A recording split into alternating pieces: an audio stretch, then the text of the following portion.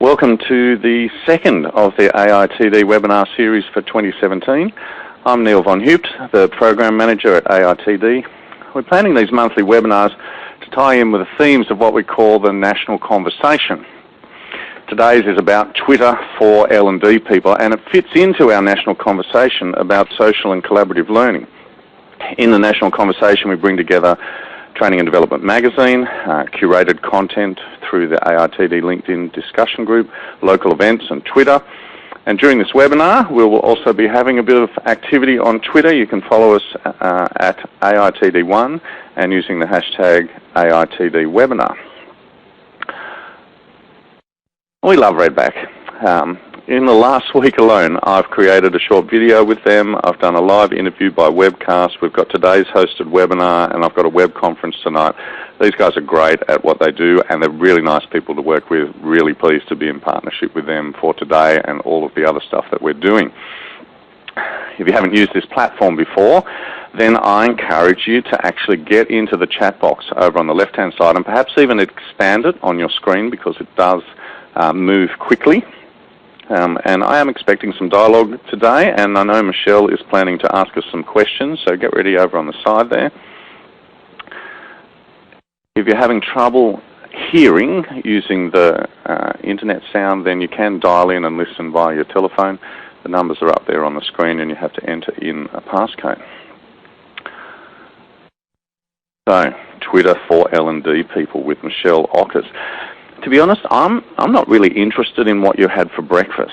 Okay, now this mindset had actually kept me away from Twitter, and it was only 2 years ago at the AITD 2015 conference that I realised I was missing out on something that all these highly respected L&D people were using. Michelle presented a session on Twitter at our 2016 conference.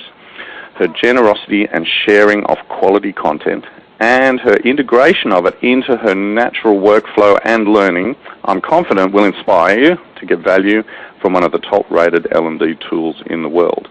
So Michelle, it's great to have you here, and the stage is yours. Thanks for the introduction, Neil.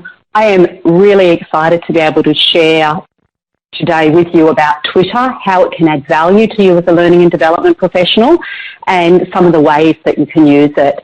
I started using Twitter 3 years ago, and I would say it's been just at the heart of my professional development ever since then. And I'll share some of the stories about how I've extracted value and created value in a network through using Twitter. So today we're going to look at how to get value out of using Twitter. We're going to look at some of the basic Twitter functionality, and even if you've been using Twitter for a while, I'm hoping there's some more advanced functionality you might learn about. For those of you who are already on Twitter, I'd encourage you to share tips and input as we go along in the chat box. And if there's any questions, please do ask them in the chat box as we go along. Neil will monitor and call those questions out. If you are ambidextrous enough to tweet at the same time, you can use the hashtag AITDwebinar as we go through. So what is Twitter? Let's start with something very fundamental. It's a social networking platform. Social meaning you're interacting with people, not just with content on Twitter. On Twitter, you can post messages, you can post resources, and you can interact with people. And I'm going to come back to this interaction because I think interaction is the key to getting real value out of Twitter.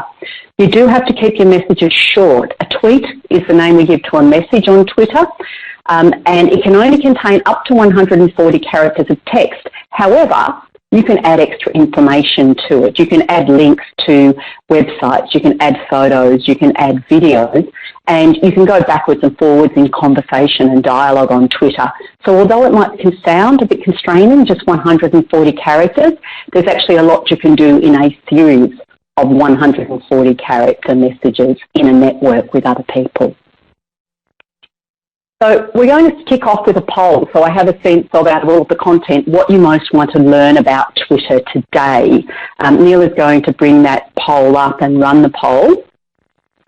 And I'd like you to choose up to 4 options of all of the things that we've got down here, of the 8 options for what you'd like to learn about. So we've got quite a few people on finding and following. a mix of people covering the basics around liking, how to tweet, direct messaging. About 30% looking at some of the more advanced functions around Twitter chats and Twitter lists at the moment. But quite a lot of you interested in some of the basics around how to find and follow people, which is interesting, how to do the fundamentals, as well as some of you who are interested in the more advanced functionality that's available on Twitter.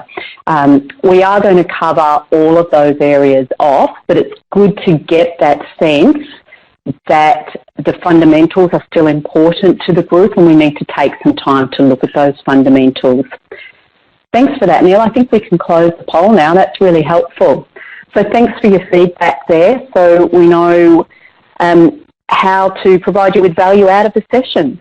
So let's start with a basic question about why do you use, if you're currently a user of Twitter, if you can post in the chat box, either why do you use Twitter, or if you're new to Twitter, why do you want to use it? What is your purpose in using Twitter? What do you want to get out of it?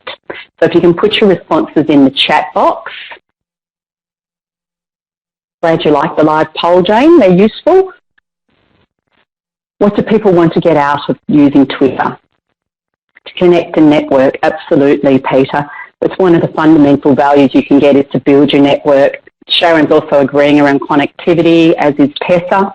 Learning from others, absolutely. There's lots of ways you can learn from others, and I'll give you some examples of that. Ruth is also interested in expanding her network and building relationships. Sunda's made a comment about thinking of Twitter as his personal learning management system. Jane's thrown in the fact around keeping up to date, so staying up to date with what's happening in the industry. And Zolt has put in a really interesting idea about play testing ideas and getting feedback. So going out to your network and getting feedback on your work, working out loud in a way, which we'll talk about a little. Staying updated and curating learning. So there's some common themes there around using Twitter to build your network, to build relationships, to learn. And as part of learning, to share what you're working on and getting some feedback. And these are all really good ways of getting value out of Twitter. So you're in the right place in terms of the kind of expectations you're setting. And we can have a really good quality conversation around how do you get those kind of value-adding things coming out of your use on Twitter. Twitter is really about building your network. And the idea of having a personal learning network, a group of people that you are connected to, that you can learn alongside, learn from and with. And I'd like to share a few stories of what that has looked like for me and some of the value that I've gotten out of being part of a personal learning network on Twitter. The top left is Jane Hart, who some of you might know as one of the global thought leaders on modernising workplace learning. It was actually Jane who first introduced me to Twitter. I did her social learning practitioners program 3 years ago, and as part of that, people participating in the program were invited to start using Twitter and given some activities to do different things on Twitter. And I continue to interact with Jane on an ongoing basis. She's a great person to follow on Twitter, and through her have been kept up to date with what's happening in workplace learning and been able to connect with a whole range of other people who are connected to her, because of course in a network it's not just your first degree connections but the people that they then are networked with that you get to learn from and be introduced to and expand and build your network. I was really fortunate in that my relationship with Jane had built to the extent where when she was out for a trip to Sydney running a conference, she accepted an invitation to a brunch in the Domain with a group of other L&D practitioners at a meetup. So there's this idea, this sense of as you build your network online, you do actually develop very real and deep relationships, and then you get the opportunity to meet people. And Vanessa North on the top right introduced me to the term flipped networking, which I think Neil has just used in chat box. I met Vanessa through a Twitter chat. She works in a senior role with learning in the Australian Tax Office and is very active with her interactions on Twitter.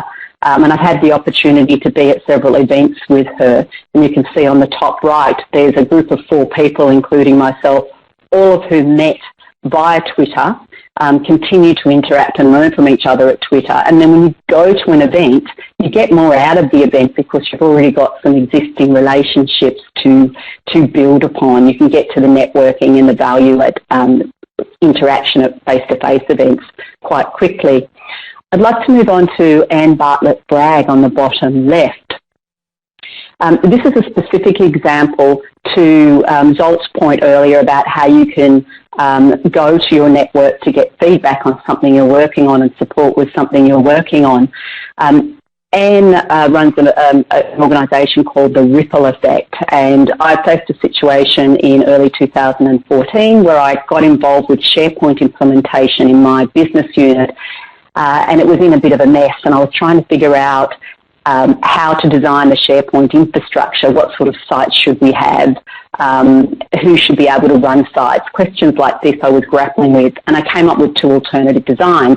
And then I went out to my network via Twitter and just posted and asked, is there anyone with experience in setting up SharePoint infrastructures who might be able to help me think through these alternative designs? Now, I had developed a relationship with Anne largely through my interactions on Twitter as well as some follow-on face-to-face interactions. Anne happened to have 2 people who worked in her organisation who did SharePoint consulting, and she very generously, and I know she's not in the habit of giving away free consulting time, but she gave me access to these 2 people for an hour to think through the pros and cons of how to set up the infrastructure, which was super helpful. On the bottom right is John Stepper, who some of you may know for his advocacy and promotion of Working Out Loud and Working Out Loud circles. I first was introduced to Working Out Loud circles through a Twitter chat called Oz Learning. We'll talk about Twitter chats in a little while. And John was on that Twitter chat. It was about Working Out Loud, and I hadn't heard of Working Out Loud circles before. I was curious. I liked the idea. I followed up the Twitter chat with some direct questions of John, and I set up an early Working Out Loud circle using some draft materials he was working on. He invited me to review his book, so the relationship is, a touch closer, a touch deeper. Which I, was delighted to do. And in time, I was invited to participate in a pilot of his Working Out Loud practitioner program. So you can see if you're interacting with people, if you're embracing the idea of operating with generosity and contribution in a network, you build relationships, and you never know how they're going to add value, but you can be guaranteed at some point they are going to add value. So let's talk about some basics then. I'm not going to talk at length about setting up your profile. There's some good information on the Twitter Help Centre if you don't have a profile set up. I'm going to show you some examples of profiles and talk to you about some do's and don'ts with your profile to attract the right kind of people into your network. Just a tip on your username, which is the little name that follows the @ symbol. Some people call it a handle. Mine is @MichelleOckers, for instance. AITD has the handle @AITD1. It's your URL for your Twitter page. You actually have a Twitter page with a URL, which will be in your username. You can change it, so don't sweat it too much if you don't get it quite right the first time, but keep it short because it's included in the 140 character limit on your tweets. So let's take a look at following. You've set up a profile. If you open the feed in your Twitter account when you set up your profile, it will be empty because you're not following anyone. You just see the tweets of the people who follow you. So if you never follow someone who likes to tweet about their breakfast and their cats, you will not get breakfast and cats in your Twitter feed. You'll only get the valuable content that you invite into your Twitter feed. So this person, obviously, this is a real profile snapshot that I took last week. You know nothing about this person. They obviously had a handle, a name, but, there's no point in following this person because you've got no idea who they are or even if it's a real Twitter account. And by that I mean a person who's actively tweeting and intending to operate in the network. By contrast, have a look at a couple of these other profiles. This particular one, there's, you can put an image on of your choice. On your Twitter banner on your profile page. This is a really eye-catching image that says something about what's important to this person and the kind of things they're going to want to interact about. In her profile, she's got a short description of what she's interested in or working on, so you get a feel again for areas of interest. She's also included a couple of hashtags. For instance, so she's got hashtag WOL, which is the hashtag for working out loud. We'll talk about hashtags and their function in a little bit. You can search on hashtags using a hashtag. You search in Twitter, and the search results will include the profiles of people who have used that hashtag. So if you want to engage in a particular topic with other people and attract people to follow you who are interested in that topic, all you have to do is, one of the tips is to include the hashtag. So if e-learning is your thing, put hashtag e-learning in your profile, and you're more likely to appear in searches that other people do, looking for people who are interested in e-learning. This second profile I've included because it just smacks of personality to me, and this looks like someone who would be quite interesting potentially to interact with.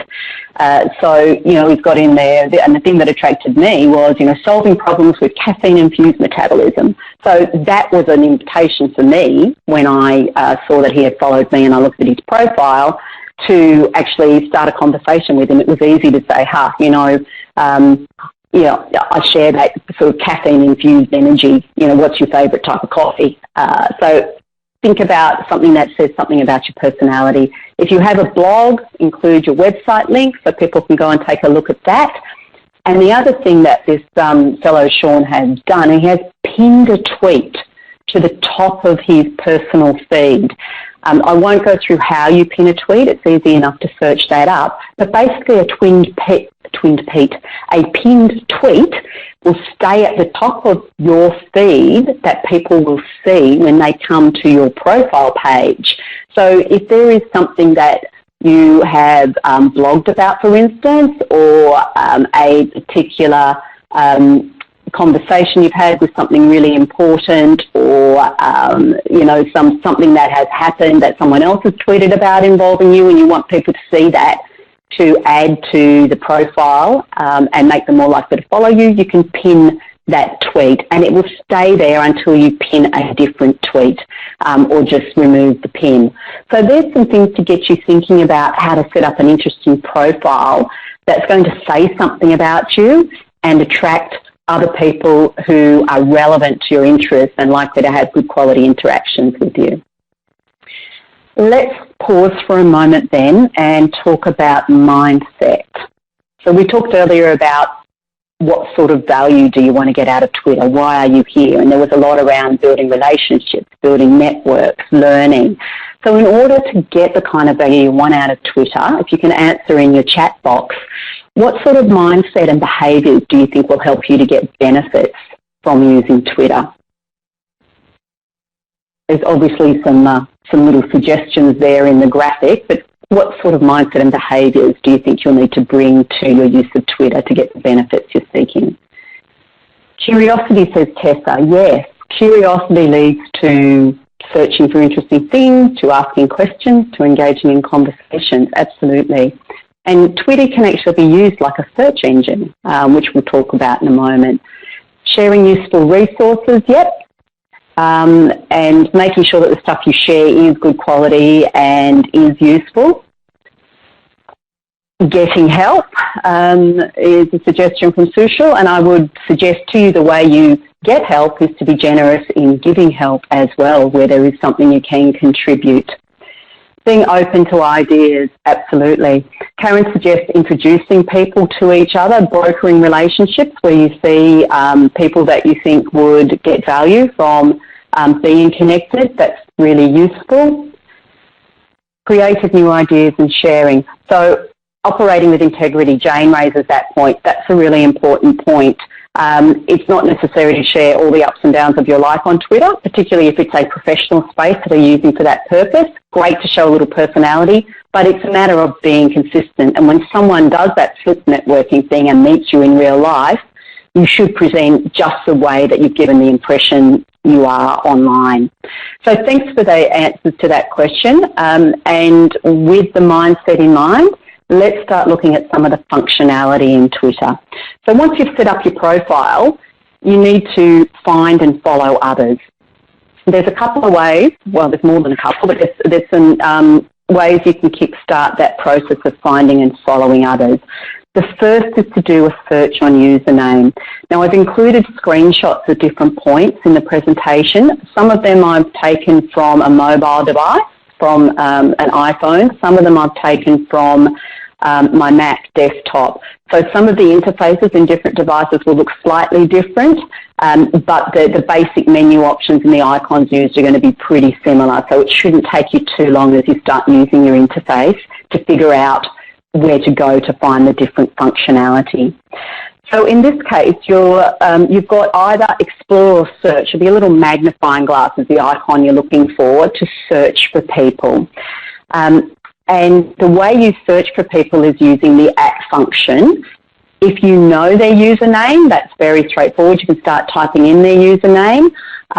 If you don't know their username, you can start typing in their everyday name, and what you'll see is suggestions coming up, like a drop-down list of suggestions will start coming up. I would recommend that you follow the AITD, so search for @AITD1. And then when you start following some key people that you know are on Twitter, including following each other, of course, I see some people have shared their handles, what you can do is have a look at who they are following and also who's following them. I would suggest who they are following is more useful than who's following you.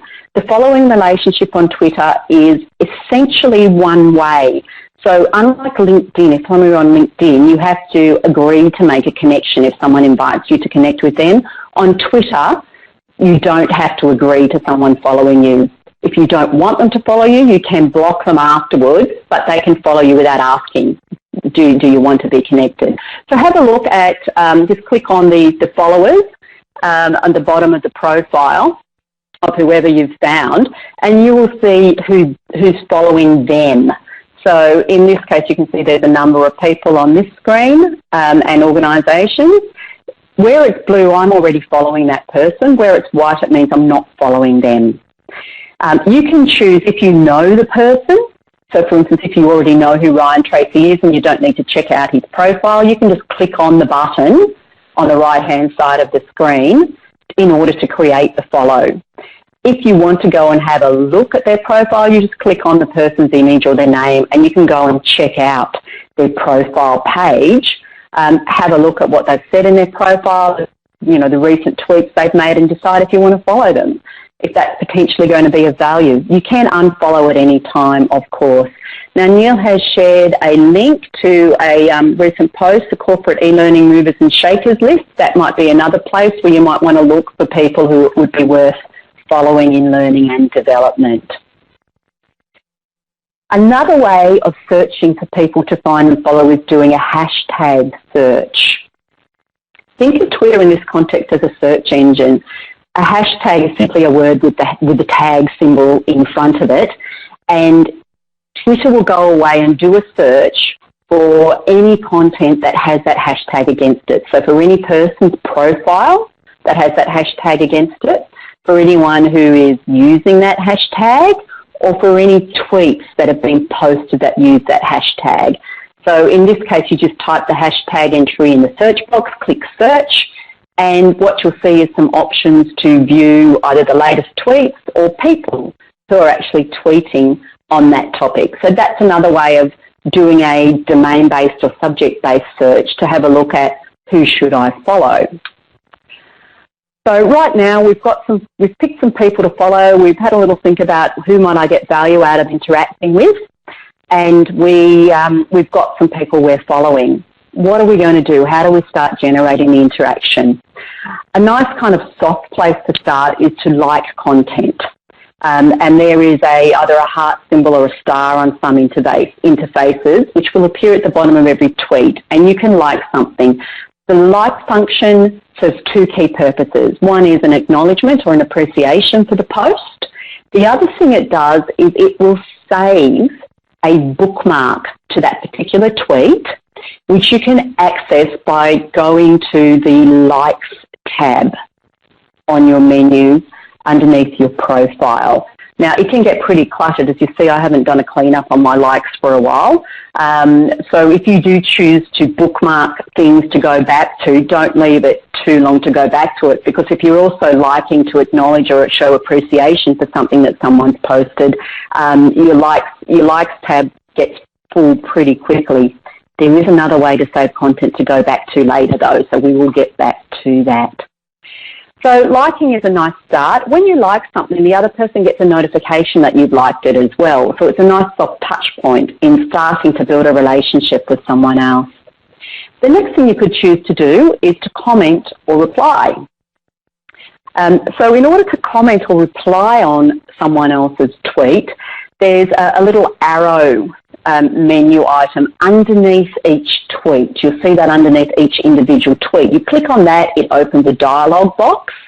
It will automatically include the username for the person who posted the tweet, as well as anyone they mentioned in the tweet. So once you've posted and clicked tweet, both the person who posted and anyone who mentioned it will see that you've replied or made a comment on something they shared. So there's an invitation to start a conversation there. When you do comment, think about, asking a question. Think about how you can add value through your comment to enhance the conversation, maybe to build on something they've shared, to make an observation on it, to add another example to the conversation. So it's all about keeping the conversation moving. The next thing you can do is to retweet or quote a tweet. Why do this? Firstly, it's an opportunity to share good content that someone else in your network has shared. And when you retweet or quote the tweet, people who are following you, who are part of your network, will see it. If they're not following the first person who posted, so in this case you can see Fort Hill Company, at Fort Hill Company has posted this particular item. If someone in my network who's following me doesn't also follow Fort Hill, this tweet won't appear for them in their feed. So I think it's going to add value and I'd like to bring it to their attention. I can retweet it, but I would encourage you, instead of just clicking retweet, you can see there's a little square made up of two arrows, is the little menu logo that you want to hit. Instead of just retweeting it without adding any context or value, choose quote tweet when the little option comes up to say, do you want to retweet or do you want to quote tweet or add a comment? Add a comment, just something brief about why you're sharing it, or what did you find value in this tweet. And please, don't just blindly share stuff. Take a good look at what you're sharing. Make sure it's quality content and it's going to add value into your network. And DK has just made that comment as well. Look at the value and the relevance. Sometimes you're better off not retweeting straight away, but bookmarking the item, saving it, and then knowing that you've got a link to it saved that you can share in the right context if someone asks a question that you see and you think it's going to be valuable to them. So there's a couple of options to think about with retweeting. Thanks for that comment, DK. That's a good insight. So you've sort of built off the back of other people's content at this point to generate conversation. The other thing you can do, of course, is post your own tweets. So let's have a look at what sort of things might you share into the network. You may not think people are going to be that interested in what you're working on, in what you're learning, in what you're doing and who you're connecting with. But the reality is that there is always going to be someone out there who potentially is going to be interested, have common challenges, have similar things that they're wanting to learn about, or who has already faced those challenges and could offer you some insight to help you. So this little image is a prompt for what are the kind of things I could tweet about. Obviously there's a little feather symbol that you're looking for on your interface. You click on that and you'll get a blank box to start tweeting into. And once you've kind of written up what you want to tweet, with or without a hashtag, you can click on tweet. If you have a hashtag, remember, if someone searches on that hashtag, your tweet will appear in the search results. So you're more likely to have your comment discovered if you use a hashtag. So think about using hashtags. Driving up the interaction then a little further, what else can you do to get the conversation going when you tweet? There's been some research done by a group called Buffer, who found that tweets with images get 150% more interaction than those that don't have images. So that's one tactic you could use. You can add a saved image to a tweet from photos on your device, on a mobile device. If you're on a desktop, you can actually search through all of the content on your desktop to add images, pictures or video, and it's simply a matter of clicking on the camera button, and then you're given a couple of options of where for stored images or to take new images or video to add it. And it's simply a matter of selecting what you want to add, and it will automatically be added to your post. So that's one good way of driving up the interaction. Another thing you can do is to @mention people. Now, we talked about the use of the Twitter handle before to mention people. When you mention people, they get a notification that they have been mentioned. So you can use the @mention functionality for two purposes. One is to acknowledge a source, and it's really important to acknowledge your sources. So in this particular case, Activate Learn, the lady behind the Activate Learn handle is Helen Blunden, had shared this image with me on a piece of work we had done previously together. So I'm acknowledging her as my source simply by using the abbreviation HT. You might have seen people use that on Twitter. It's hat tip. It's an allusion to the very old-fashioned idea that a gentleman in a bowler hat or a top hat is walking down the street and kind of acknowledges someone by tipping their hat. So where you see that, that's just an acknowledgement of a source.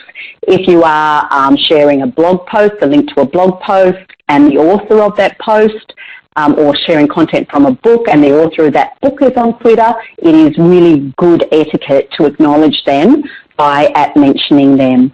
The other use is to bring something to someone's attention. It's a bit like CCing them on an email or an FYI.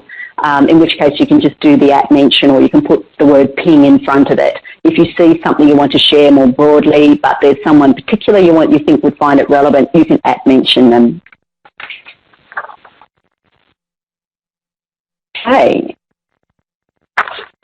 Sharing a resource. And I noticed, DK, you've made the comment about being careful about retweeting content and looking at relevance, and also about ensuring that you're not just adding to high pollution and really thinking about the value of what you're retweeting or commenting on and sharing.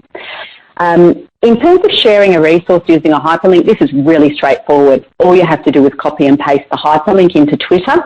Twitter will abbreviate the link so it doesn't take up all of your 140 characters. It'll take up less characters than the actual length of the URL itself. And when you actually hit the tweet button, you'll see what happens. It converts it from a link into a little image with a little bit of the content on display. And that's what people will see in your feed rather than just the raw link. Again, don't just post links without making some sort of comment about why it's relevant or the purpose of sharing that link. So we've looked at ways you can interact based on other people's tweets. We've looked at ways you can interact from your own source content and own ideas. Let's talk about notifications briefly.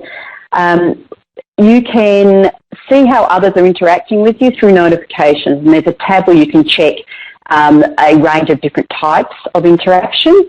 You can adjust what you're receiving notifications on.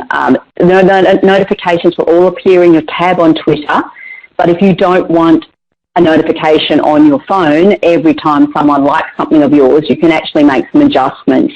And again, just search how to set up your notifications on Twitter and you'll find some advice.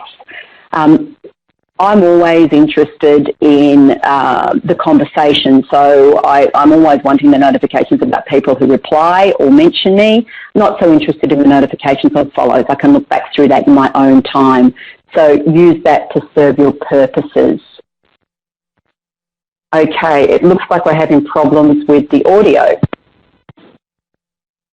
Can you tell me if that's any better? It's okay now. That's great. So I'm conscious we've got 10 minutes left and there's still a bit to cover. So I'm going to skim a little bit to get to some of the high evaluating stuff.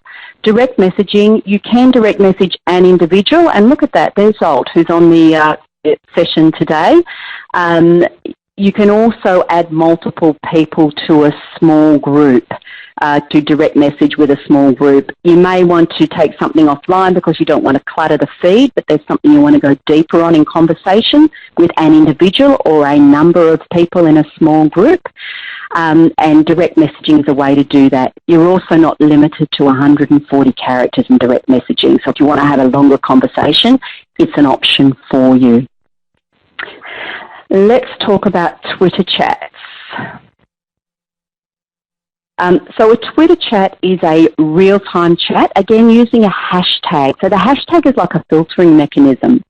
A Twitter chat is organised at a specific time. Normally a chat will run to a recurring schedule. So you see some hashtags down there for recurring chats. So for instance, hashtag LearnChat. LearnChat happens once a week on a Friday at a specific time. And it's just people with a common interest getting together to discuss a specific topic. Somebody will have organised the chat, will post questions, and you can answer the questions and interact with people around that specific topic. It is a great way to deepen your knowledge on a specific topic, to engage in a moderated conversation, and to develop your network in a particular domain area. To find chats, there are some online chat directories. If you find a chat in the chat directory, I would recommend you just do a search and have a look if it's still active and running. One really good chat directory is the Open Twitter chat directory. I'm not sure, Neil, if you have the hashtag to share on that one. If you did an internet search on Open Twitter chat directory, you would find it. It's maintained by Bruno Wink, who is on Twitter. And the good thing about this chat directory is not only does it give you Neil shared that directory link, thank you. Not only does it give you an information about the schedule and the topic, it also tells you when the next chat is. Some of the chats are hosted out of the US and Europe, so timing can be tricky from Australia, but you can, of course, go in, when you wake up, if it's been overnight, and have a look at the topic and still contribute to the chat. They can be a bit fast and furious, so you might want to just watch for a little while, or if you're ready to take the plunge and just dive in, you can certainly do that. The next thing we're going to talk about, and it's fueled by hashtags as well, is an event back channel. And a back channel is basically a concurrent conversation going on Twitter at the same time as an actual event. So it could be a conference, for instance, or a training course or some other event. People will engage in conversation about what they're hearing, seeing, or experiencing at the event. So it's kind of similar to a Twitter chat, only it's run in parallel with a real-time event. You search for the hashtag, and like a Twitter chat, if you're going to engage in the conversation, you must use the hashtag, because only tweets that have the hashtag included in them will appear in the feed and attract the interaction around that specific topic. So you have a good opportunity for the National Conference for the AITD on the 11th and 12th of May to join using the hashtag AITD 2017. And the brilliant thing here is you don't even need to be at the event to join in the conversation. So you can use the hashtag to have a look at what's being discussed, what sort of themes, what sort of questions, what sort of chat is going on, and even contribute to it directly. So that is a really good opportunity. So how do you keep up? There's obviously a lot of activity potentially going on Twitter, and it can be a bit overwhelming if you're attracting cats and breakfast to your feed. One of the things that you need to keep in mind is it's a bit like a sushi train and sitting with a sushi train. The good stuff will come back round.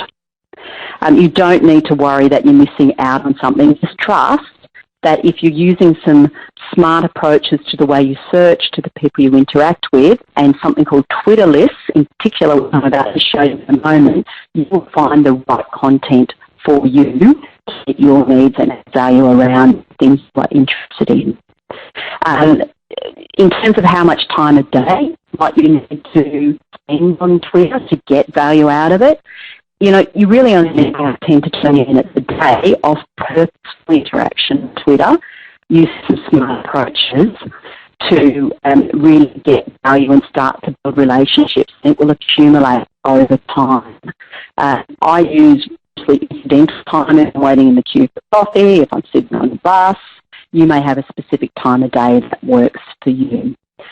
So use your searches and do use lists. And Zolta's just commented that lists are a must.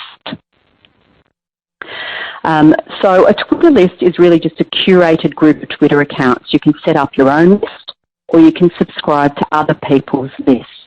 And a Twitter list is really going to filter and show you just tweets for the people that are on the specific list.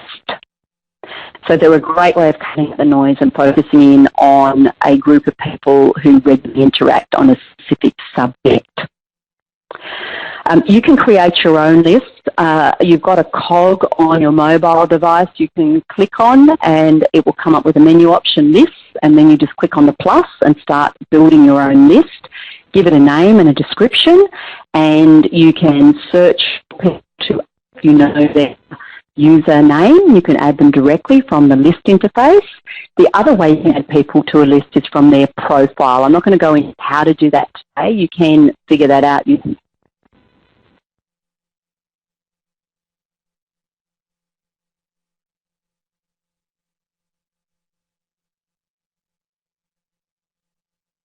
someone else's lists. So for instance, here's one list I would recommend everybody subscribes to. Go to Jane Hart's Twitter profile at C4LPT. And what you will see if you click on the cog on Jane's profile, you can view her lists. She has an awesome list called Workplace Learning Tweeters if you're interested in that. If you click on the list from her, the menu there of her, all of the lists she has, if you click on that specific list, it will open the list. You can just choose to view the list from her profile, or if it's a list you think you want to come back to based on either what you see in the Twitter feed, the tweets, or the members of the list, you can click subscribe, and then you can get directly to that list from your own profile. So do get into lists. I think not enough people use them. Now, I'm conscious we have 3 minutes left, and I'm really sorry about the problems with the audio. I can see some chat going on there that some people are struggling. I'm going to touch very briefly on a couple of things at the back end now because we are running out of time. One is bookmarking. Just in the way you can set up personal bookmarks on an internet browser using a third-party tool, not within Twitter itself. You can use a social bookmarking tool, and there's some examples there. Go and find out about social bookmarking, do your learning on the internet, or connect with someone who's already doing social bookmarking, and you can open links that you see in the Twitter feed and save them to your bookmarking tool to go back to later. Unfortunately, we've run out of time to talk about routines and habits that might be good for you to use, but I think the idea is to find a trigger point, set aside some regular time and be quite intentional and purposeful in the way you're using Twitter. So you're not sort of channel surfing, you're being quite deliberate. And if you're just kind of a flow person and routines don't work for you, then that's an option too. The other point I'm just going to mention very briefly, if you're interested in personal knowledge management, Harold Jarke has posted about a lot around a framework called Seek, Sense, Share. I don't have time to go into it, unfortunately. I think it's worth a webinar on its own, personal knowledge management. But Twitter can be used at any stage as a key tool within a personal knowledge management practice for yourself. So that gets us to the very end, and I think Neil's got a little bit of wrap-up to do. What I'd like to see in the chat box is if people want to chat about, just put one thing in the chat box that they'll do as a result of today's webinar while Neil does the wrap-up. And I'm handing back over to you, Neil. Thanks, Michelle. That was great. And for those people, we are recording it, which is important, so you can come back and have a look at it later. Our next slide up there has got some people and some hashtags to follow. We always have a little bit of debate about this list because as soon as you put somebody on it, then you've left somebody off. But we've put ourselves up, AITD, that's one. Michelle's up there. Gerd Driesen is presenting our next webinar, and I'll have more details of that coming out by email. Patrick Phillips, I'll get to him in just a minute, and then we've got some of the hashtags that Michelle's mentioned and some of the chats that Michelle's mentioned. If you're interested in social and collaborative learning, this webinar is part of the national conversation that we're currently having. If you'd like a copy of the latest edition of Training and Development magazine on that theme, then just let me know at learn@aitd.com.au. If you're an AITD member, you can also access the magazine on the EBSCO database. And today, we also have our new Social and Collaborative Learning Essentials course starting. It actually starts tonight with another webinar with Patrick Phillips, who's facilitating that course. It's an 8-week online course with social collaboration. And if you want to get into that and join us tonight or join us over the next week, perhaps it'll stay open for people to register, then again, just get in contact at learn@aitd.com.au. Our national conference is coming up. Michelle's referred to that as well. Early bird rates are available for the next 3 days. Okay, it's a fabulous professional development opportunity. International thought leaders, case studies, practical application. And finally, a final shout out to Redback. Vesna's going to come on just briefly and talk about the feedback survey and talk about their report that they've got out. Vesna, are you there? Yes, thanks so much, Neil, and thank you to Michelle for a really wonderful presentation. Just if everyone has a moment, I've just posted the link and I'll just paste it in the chat again. We are just doing our Redback report, which is a collection of experiences about digital events. So each respondent which completes the report will go into the draw to win one of 2 $500 vouchers towards any new Redback digital event. So please go into the chat, into the link there. That would be really awesome if everyone could complete that. Thanks, Neil. Back to you. Thanks, Vesna. So the last thing from me to say then is thank you for participating in the webinar today. We look forward to you joining us again on our next webinar or at a future AITD event. The chat room is going to stay open for another 2 or 3 minutes. If you had any last questions, Michelle's in there answering some of them, and we'll hold it open for a couple of minutes and then we'll close the webinar. But I wish you all a good afternoon.